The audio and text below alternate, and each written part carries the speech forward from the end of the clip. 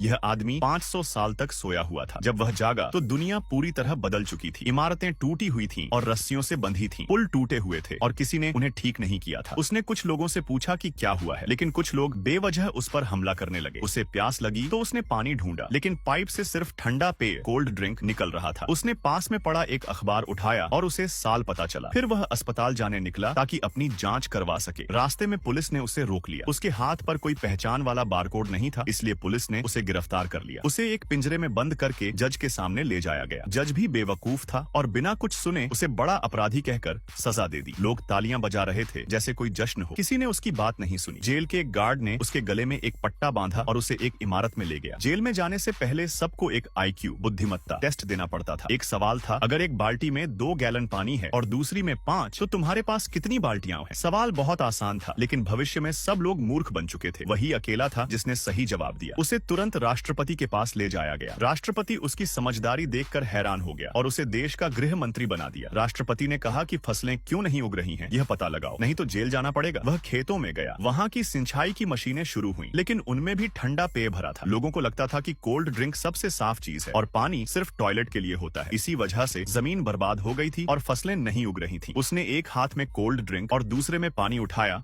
और जमीन से पूछा, तुम क्या पीना चाहोगी? यह तरीका काम कर गया। राष्ट्रपति मान गया और आदेश दिया कि अब से खेतों में सिर्फ पानी डाला जाए। लेकिन 1 महीने बाद भी फसलें नहीं उगी। एक सुबह हजारों लोग उसकी घर के बाहर इकट्ठा हो गए। वे सब कोल्ड ड्रिंक कंपनियों के कर्मचारी थे। उसके कहने से लोगों ने कोल्ड ड्रिंक पीना बंद कर दिया था और बहुतों की नौकरी चली गई थी। उसे सजा देने के लिए राष्ट्रपति ने उसे एक अखाड़े एरिना में भेज दिया, जहां उसे अकेले 2 बख्तरबंद गाड़ियों से लड़ना था। तभी स्क्रीन पर दिखा कि फसलें उगनी शुरू हो गई हैं। सब हैरान रह गए। राष्ट्रपति ने उसे तुरंत माफ कर दिया और उसे नया राष्ट्रपति बना दिया।